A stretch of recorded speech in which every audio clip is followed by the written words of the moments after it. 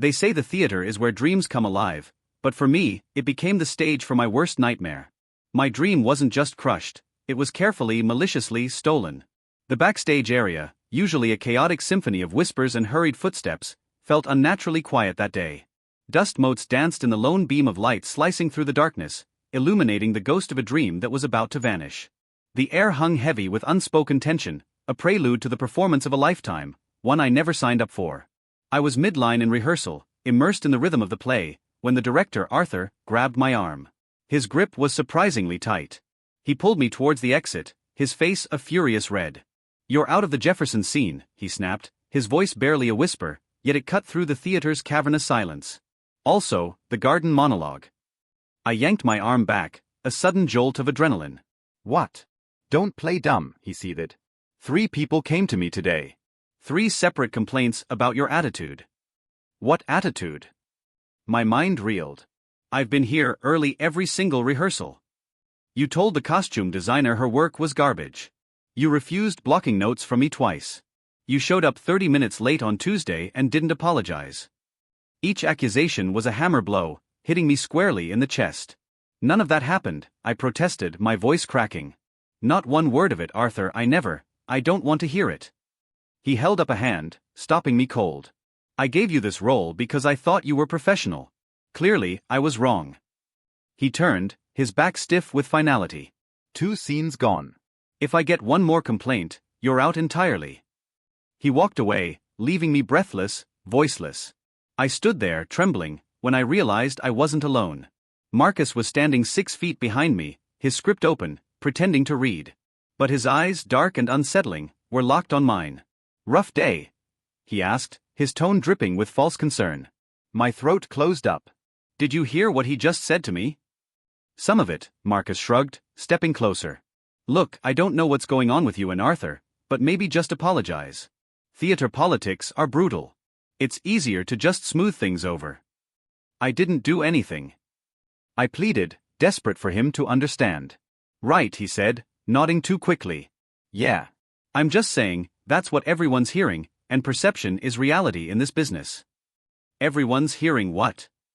I demanded, a cold dread seeping in. Marcus glanced past me towards the stage where Chloe and 2 other ensemble members were suddenly very focused on their phones. "Just, talk." "What talk? I don't want to get in the middle of it." He backed away, a knowing smirk playing on his lips. "But maybe watch your tone with people. Arthur's not the kind of director who tolerates drama." He walked towards the stage, leaving me standing there, my script shaking in my hands. I looked down at the pages, at the same blocked scene Arthur had just erased. Marcus took his position under the lights, right where my garden monologue was supposed to transition into his response scene. Without my scene, his part would run twice as long. Without my scene, the audience would remember his performance, not mine. The stage manager, Sarah, called places, and nobody looked at me. Chloe moved to the other side of the backstage area. The lighting tech suddenly needed to adjust something in the booth. Even Sam, who'd been joking with me about our terrible coffee habit every morning for 2 weeks, found a reason to check the prop table on the opposite end of the theater. Marcus delivered his first line from center stage, his voice carrying perfectly to the back row. He'd been complaining since day 1 that his role was too small, that he deserved more time in the spotlight, that Arthur was making a mistake with the scene order. Now he was getting exactly what he wanted, and I was the one paying for it. Arthur called cut and gave Marcus notes. Actual constructive notes about pacing and projection. The kind of notes I used to get before today. I looked down at my script. 2 scenes crossed out in my head. 6 scenes remaining. And Marcus watching me from the stage with something that wasn't quite sympathy and wasn't quite satisfaction, but lived somewhere perfectly calculated in between. By the next rehearsal, everyone knew. I walked into the theater, and the conversation at the prop table died mid-sentence. Chloe grabbed her water bottle and headed for the bathroom. Sarah suddenly needed to reorganize the equipment closet. Sam was the only one who didn't immediately scatter.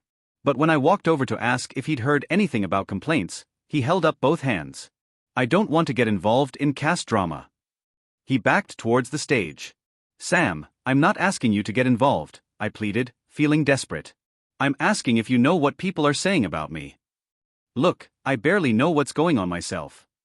He wouldn't meet my eyes. "Just maybe give it some time to blow over." He left before I could respond. Arthur posted the revised rehearsal schedule on the callboard. My name appeared half as many times as it had yesterday. Marcus's name was everywhere. He'd been given my transition scene in Act 2, also the ensemble moment in Act 3 where I was supposed to deliver the setup line for the final confrontation. I pulled out my phone and photographed the schedule before anyone could see me doing it. Marcus arrived 20 minutes late with coffee for Arthur and Sarah. He apologized loudly about traffic, and everyone laughed it off. The same director who'd torn into me for imaginary lateness didn't say a word. "Hey," Marcus said, setting his bag down next to mine in the backstage area. "How are you holding up?" Fine. "I know this must be hard," he lowered his voice like we were sharing something confidential. "But Arthur's actually being pretty reasonable. He could have cut you completely." "He cut me based on lies." "I mean, if multiple people are saying the same thing." Marcus's expression shifted into something that might pass for concern to anyone not paying close attention. "I don't think it's helpful to focus on that." He picked up his script. "What's helpful is showing everyone you're a team player. Just do the work, be positive, and this will pass." "It won't pass if someone's actively lying about me." "Nobody's lying." His voice got quieter, which somehow made it worse. "But I get it. It's hard to accept criticism. We all struggle with that sometimes."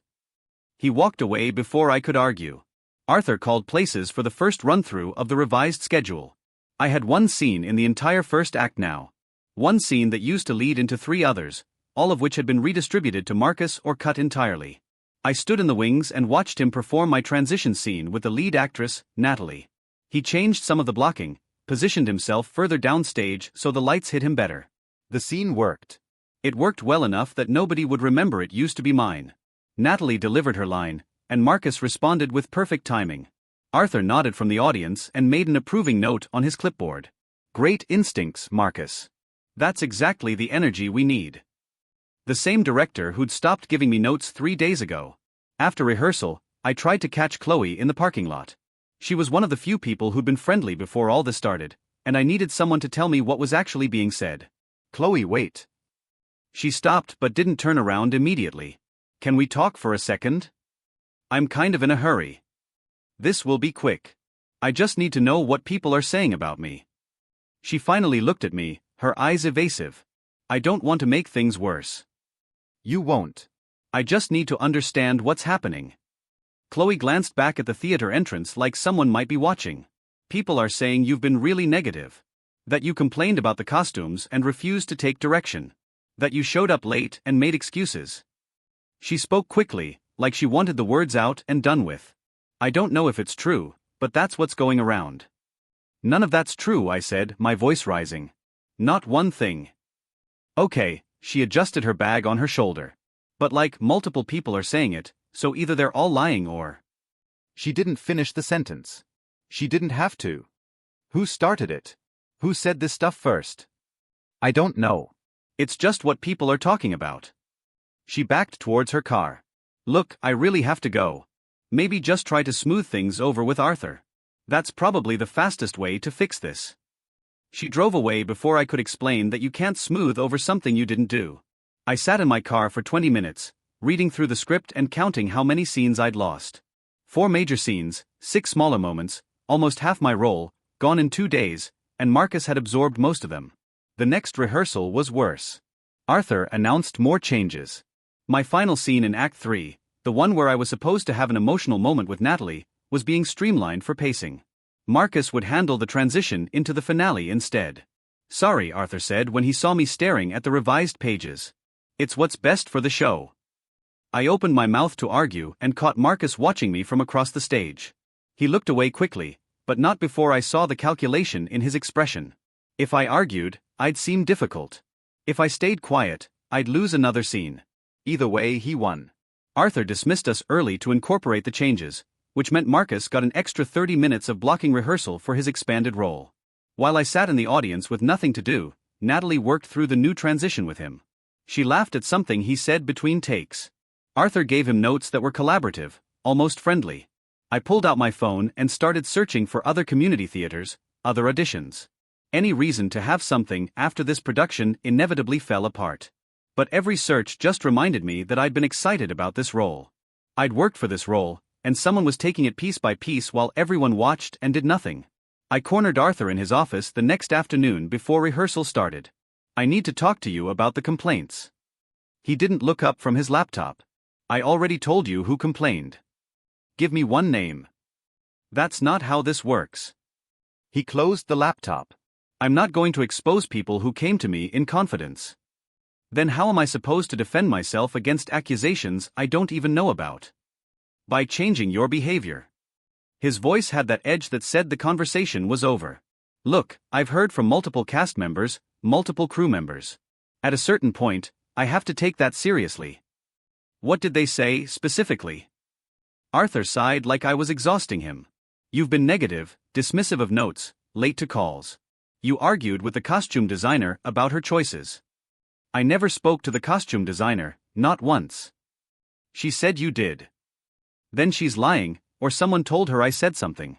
I didn't say, or you're not remembering the interaction correctly. He stood up. This is exactly what people are talking about. You can't accept feedback.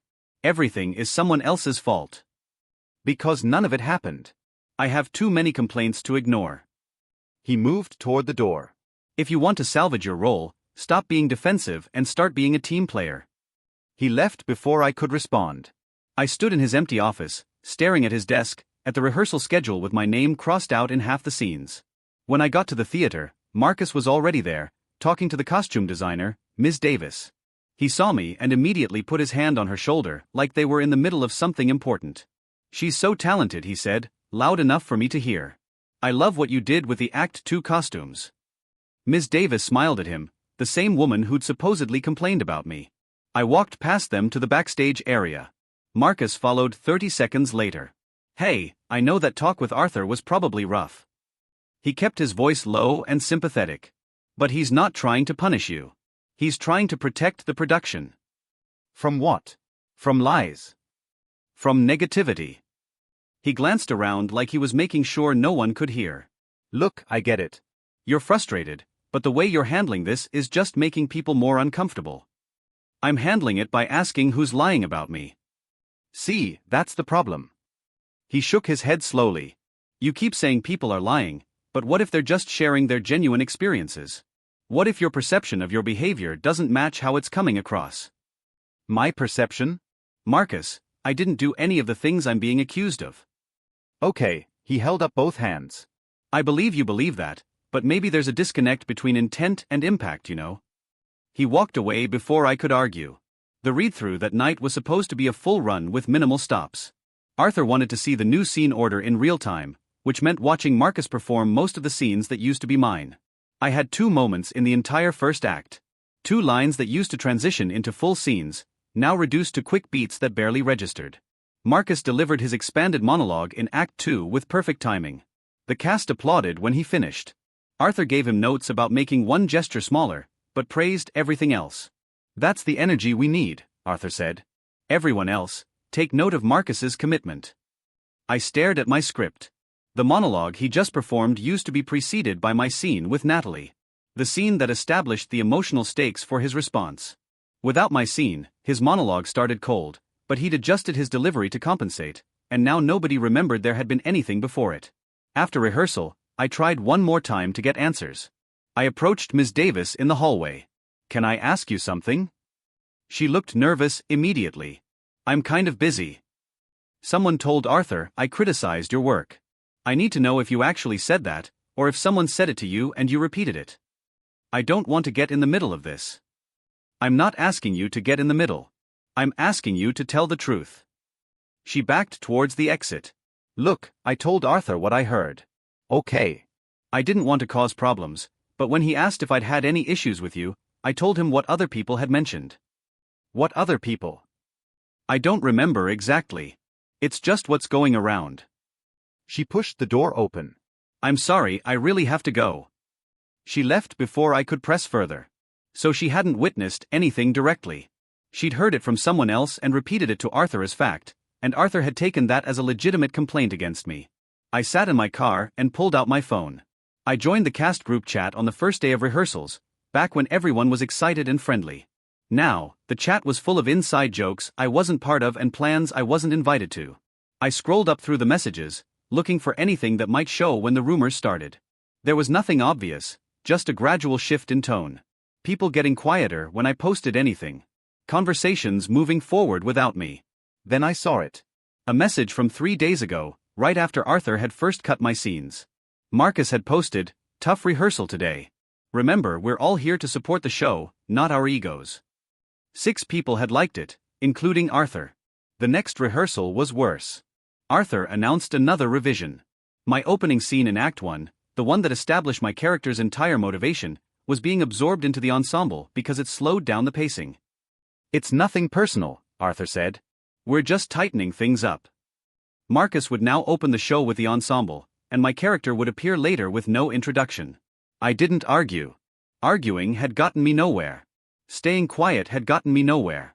Nothing I did made any difference because the decision had already been made. Marcus caught up with me backstage after Arthur dismissed us. "I know you're upset," he said. "But try to see it from Arthur's perspective. He's doing what's best for the show. By cutting my role based on lies." "There you go again." He sighed like he was disappointed in me. "Nobody's lying.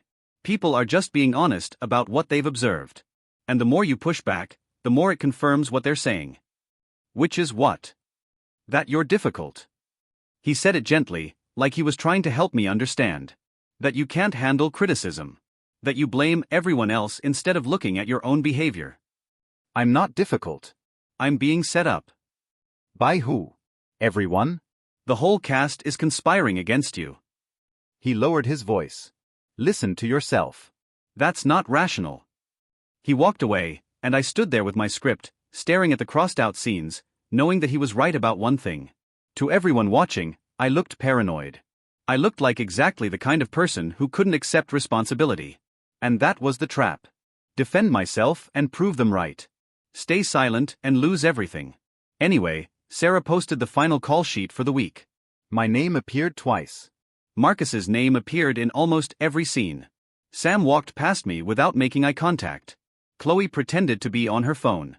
Even the crew members who used to joke around between scene changes found reasons to be on the other side of the stage. Marcus stood center stage, running through blocking with Natalie. Arthur gave them both notes.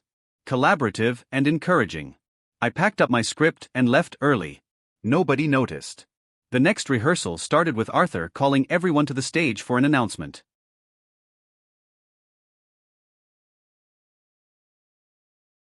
"We're making one more adjustment to the lineup." He didn't look at me. "After reviewing the pacing, we're cutting the library scene entirely. It's slowing down Act 2. The library scene was my last substantial moment in the show. 3 pages of dialogue where my character confronted the lead about a betrayal.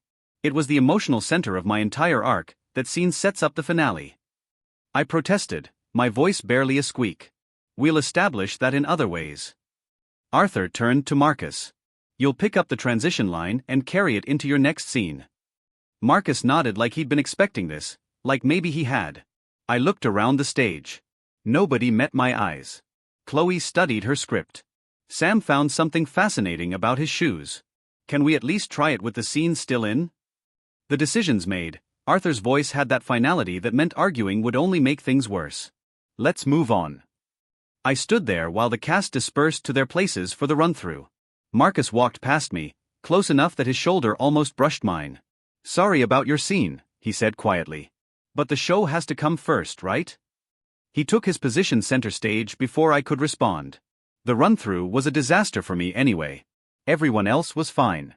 I had one scene in Act 1, a brief moment in Act 2, and a 3-line appearance in Act 3.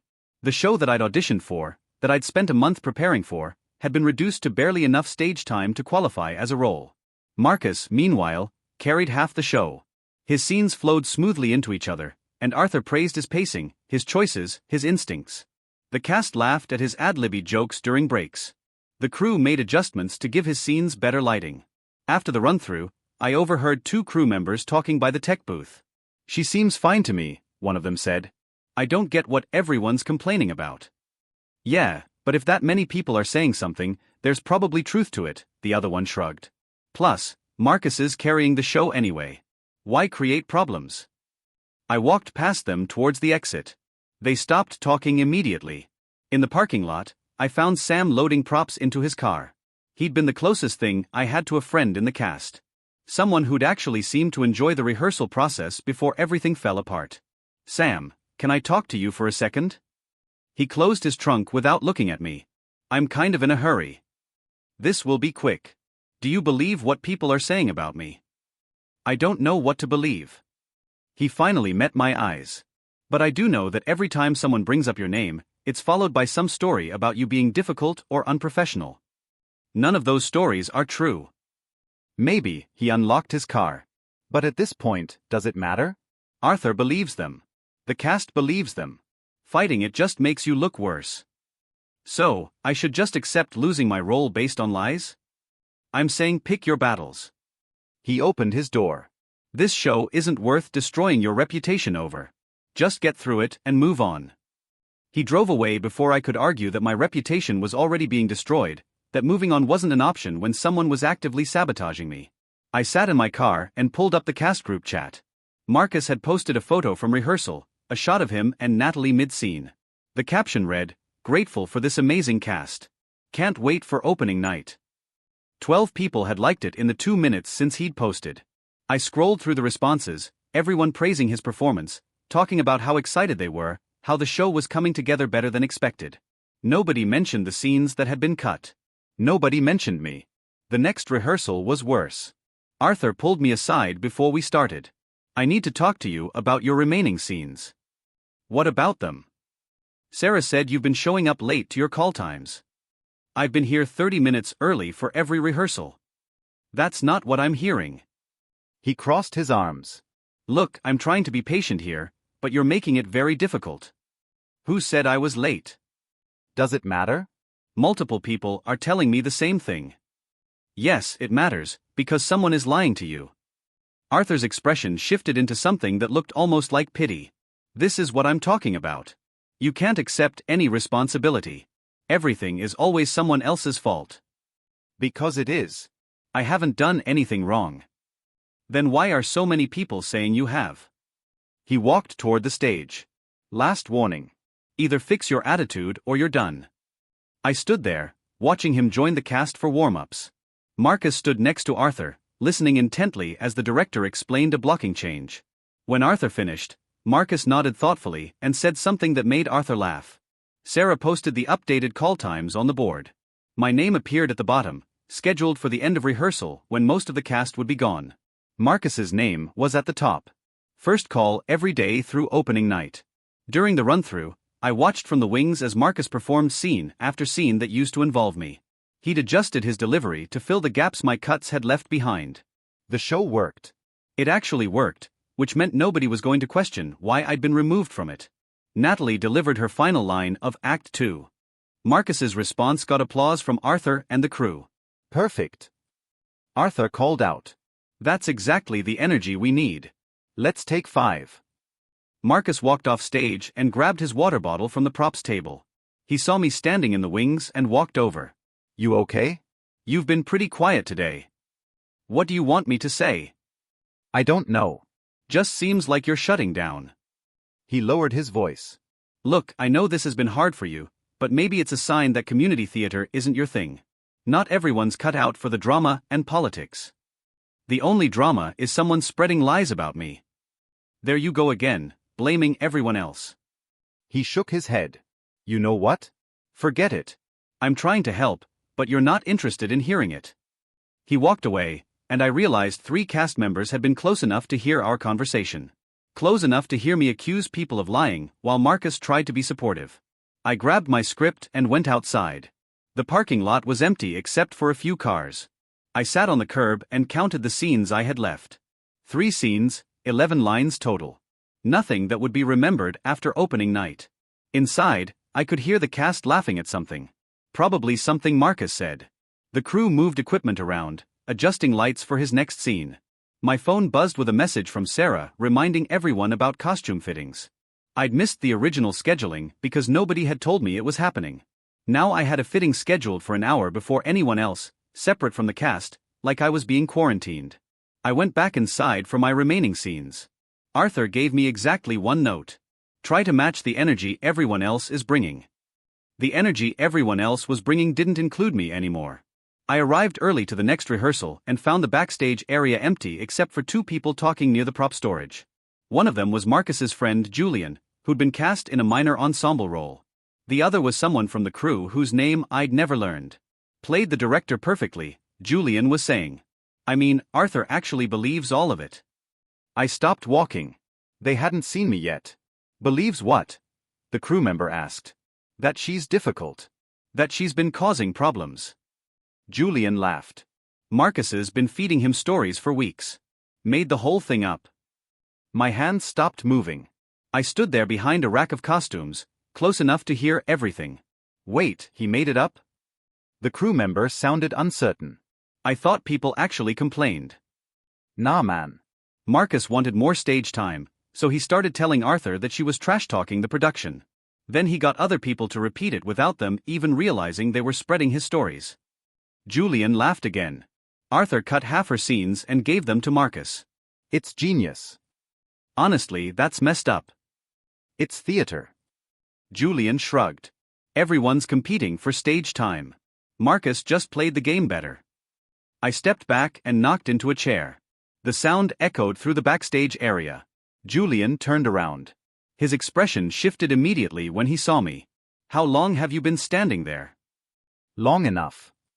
I walked towards them. You just said Marcus made everything up. I didn't. I was joking around. Julian backed towards the exit. You know how it is. Just talking. You said he fed Arthur stories, that he made the whole thing up.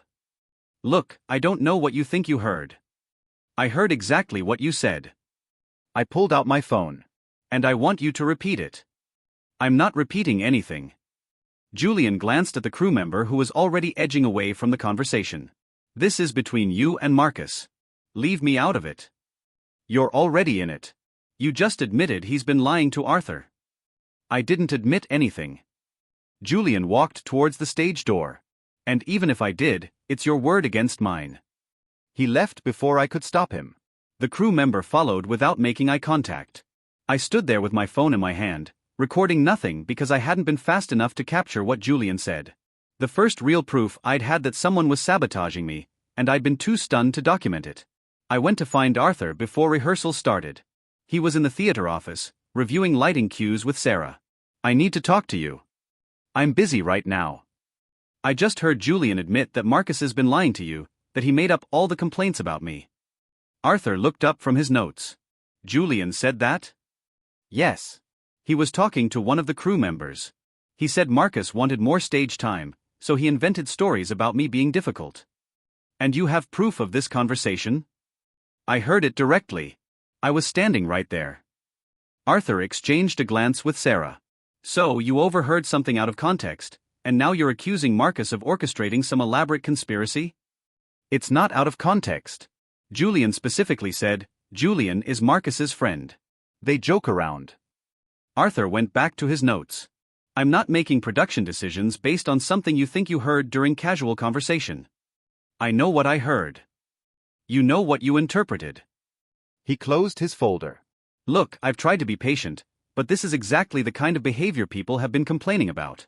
You're looking for conspiracy theories instead of accepting responsibility. Because there is a conspiracy. Julian just confirmed it. Julian confirmed nothing. You eavesdropped on a private conversation and decided it supported your narrative. Arthur stood up. Unless you have actual evidence, recordings, messages, something concrete, I don't want to hear it.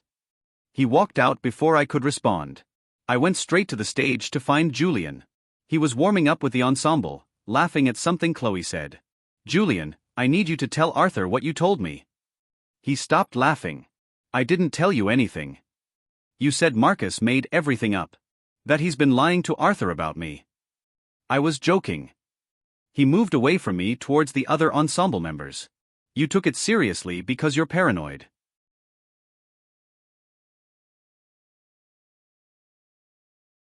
I'm not paranoid. You specifically said he played the director perfectly. I said a lot of things. Doesn't mean they were true. Julian turned his back to me.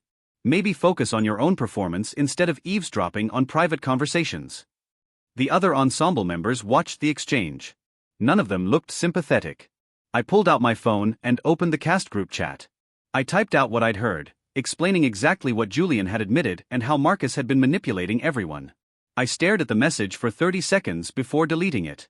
Posting it would look desperate, unhinged, exactly the way Marcus wanted me to look. Marcus arrived 10 minutes later with coffee for Arthur. He saw me standing alone near the stage and walked over. You okay? You look stressed. I know what you've been doing. What are you talking about? Julian told me. He admitted you made everything up. Marcus's expression didn't change. Julian says a lot of things, usually as jokes. He wasn't joking. If you say so. Marcus shrugged. But even if he did say something like that, who's going to believe you? You've been accusing everyone of lying for weeks now. At some point, you just sound paranoid. I sound paranoid because you've been gaslighting me. There's that word again. He smiled slightly. You know what's funny? The more you insist everyone's out to get you, the more you prove their point. He walked away towards Arthur, who greeted him warmly and started discussing blocking changes. I stood there and watched them collaborate on adjustments to a scene that used to be mine. Arthur laughed at something Marcus said. Sarah made notes. Everything moved forward like I wasn't even there.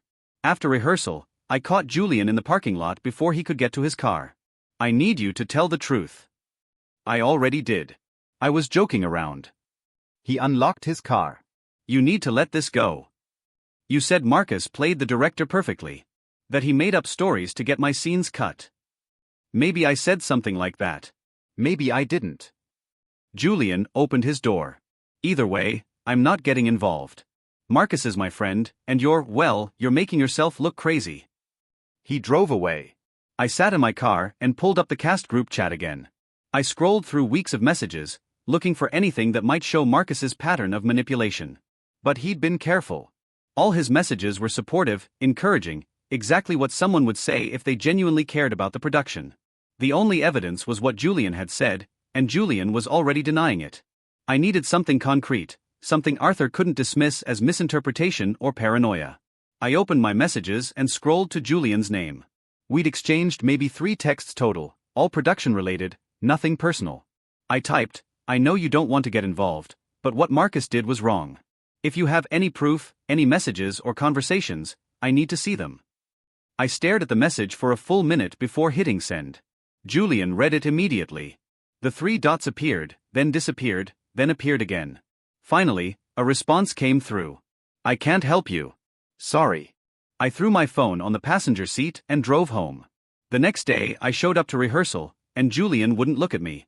Marcus was performing my cut library scene, the one Arthur had removed from the show. Except now, it wasn't cut. It was just reassigned. Marcus delivered the confrontation with Natalie perfectly, hitting every emotional beat I'd spent weeks preparing. Arthur gave him a standing ovation from the audience. I left before the rehearsal ended and sat in my car, staring at my phone. Julian's message history, the cast group chat, anything that might give me leverage. Then my phone buzzed with a new message from Julian. Check your email. I opened my email app. One new message from an address I didn't recognize. The subject line read, what Marcus actually said. I opened it. Inside was a screenshot of a text conversation between Marcus and Julian from 2 weeks ago. Marcus's message read, Arthur's buying everything I'm telling him. Give it 1 more week and she'll be out completely. More stage time for everyone else. Julian had sent me proof. I stared at the screenshot for 10 seconds before forwarding it to Arthur with a single line, this is what's actually been happening. I didn't wait for a response. I drove straight to the theater. Even though rehearsal had ended an hour ago, Arthur's car was still in the parking lot, which meant he was probably in his office finishing paperwork. I walked through the side entrance and found him at his desk, staring at his phone. My email was open on the screen. Is this real? He asked without looking up. Yes. Julian sent it to me tonight. Arthur zoomed in on the screenshot, reading Marcus's message again. Arthur's buying everything I'm telling him. Give it 1 more week and she'll be out completely. He's been lying to you from the beginning. I stayed in the doorway. Every complaint you heard, every story about me being difficult, he made it all up. Why would Julian send you this? Because he felt guilty. Because he knows what Marcus did was wrong. Arthur set his phone down. I need to verify this is legitimate. Call Julian. Ask him yourself. He picked up his phone and dialed. I heard it ring twice before Julian answered. Julian, it's Arthur. I need you to confirm something. Arthur put the call on speaker. Did Marcus send you a message about manipulating me to cut another cast member's scenes? Silence on the other end. Then Julian said, yeah, he did. And you sent proof of this to her tonight. I did. Look, I didn't know it would go this far. I thought Marcus was just venting, but then she got cut from like half the show, and I realized he was actually doing it. Julian's voice was shaking. I should have said something earlier. I'm sorry. How many people know about this? Just me. As far as I know. Marcus kept it pretty quiet. Arthur ended the call and looked at me for the first time since I'd walked in. I owe you an apology. You owe me more than that. You cut my role based on lies. I know. He stood up from his desk. I'll fix this tomorrow. I'll call an emergency cast meeting and address this directly. Tomorrow? Marcus has been sabotaging me for weeks, and you want to wait until tomorrow. I need time to figure out how to handle this properly. Arthur grabbed his coat. But I promise you he's done, and your role will be fully restored. What about everyone who believed him? What about the cast members who've been treating me like I'm toxic? I'll make it clear that you were wrongly accused, that I made a mistake. He turned off his office light. I can't undo the damage, but I can make sure everyone knows the truth. I left the theater and drove home. I didn't sleep. I kept checking my phone, half expecting Arthur to change his mind or Marcus to somehow talk his way out of it. The next morning, I got a text from Sarah. Emergency cast meeting at 2 p.m. Attendance mandatory. I arrived 15 minutes early. The theater was already full. Cast and crew members filled the seats, talking quietly among themselves. Marcus sat in the third row, looking relaxed. He saw me walk in, and his expression shifted slightly, but he didn't look worried. Arthur walked onto the stage at exactly 2 o'clock. Thank you all for coming on short notice. I need to address something serious that's come to my attention. He pulled out his phone. Last night, I received evidence that one of our cast members has been deliberately spreading false information about another cast member. The theater went silent. I'm not going to sugarcoat this. I made a significant error in judgment. I cut scenes and reduced a role based on complaints that I now know were fabricated. Arthur looked directly at Marcus. Marcus, I need you to come up here. Marcus didn't move. I don't understand what's happening. Yes, you do. Come up here. Marcus stood slowly and walked to the stage. His face was still arranged in confusion, but I saw his jaw tighten. Arthur held up his phone. I have a message you sent to Julian 2 weeks ago. Would you like me to read it to everyone? I don't know what message you're talking about. You wrote, and I quote, Arthur's buying everything I'm telling him. Give it 1 more week and she'll be out completely. More stage time for everyone else. Arthur lowered his phone. Would you like to explain what that means? Marcus looked at Julian in the audience. Julian was staring at his hands. That was taken out of context, Marcus said, his voice strained. Julian and I joke around a lot. I was being sarcastic. Sarcastic about manipulating me to cut someone's role? I never manipulated you. I reported legitimate concerns that other cast members brought to me. Name one person who brought a concern to you. Arthur crossed his arms. Give me one name of someone who actually complained. Marcus hesitated. I can't violate their confidence. That's convenient. Arthur turned to the audience. Julian, would you like to share what Marcus told you about this situation? Julian stood up slowly. He told me he was feeding Arthur stories about her being difficult. That he wanted her scenes cut so he could have more stage time. He said it was working. That's not what I said. Marcus's voice got louder. You're twisting my words. I have the messages, Marcus. Julian pulled out his phone. I can show everyone else if you want. Marcus's expression finally cracked. This is ridiculous. I've done nothing but try to help this production. By lying about a fellow cast member? Arthur's voice was sharp. By convincing me to cut her role based on fabricated complaints? They weren't fabricated. Other people had issues with her too. Name one, Arthur waited. One person right now. Marcus looked around the theater. Nobody met his eyes. Chloe stared at the floor. Sam examined his script. The crew members found reasons to look at their equipment. I don't remember specific names, Marcus finally said, his voice defeated. But multiple people mentioned concerns. You're lying. Arthur's voice was flat. You made it all up because you wanted more stage time, and I believed you because I didn't verify the information. That's on me, but the lies are on you. I didn't lie. Get out. Arthur pointed toward the exit. You're fired from the production, effective immediately. You can't fire me. We're 2 weeks from opening. Watch me. Leave now, or I'll have security escort you out. Marcus stood there for 10 seconds, looking at the cast like someone might defend him. Nobody moved. This is unbelievable, he said. You're going to destroy the show over some misunderstanding. The only thing destroying the show was you. Arthur walked to the edge of the stage. Leave now. Marcus grabbed his bag from his seat and walked toward the exit. When he passed my row, he stopped. You're really going to let her ruin everything we've built? He looked at the cast. She's been a problem since day one. Out. Arthur's voice cut through the theater. If you say one more word, I'm calling the police for harassment. Marcus laughed, a hollow, bitter sound. The door slammed behind him. The theater was completely silent. Arthur turned to me. I owe you an enormous apology. I should have verified the complaints before taking action. I let one person manipulate me into making terrible decisions, and you paid the price. I didn't trust my voice enough to respond. Your role is fully restored as of right now. All your original scenes are back in the show. We'll need to rehearse them, but we have time. Arthur addressed the rest of the cast. I also want to apologize to all of you.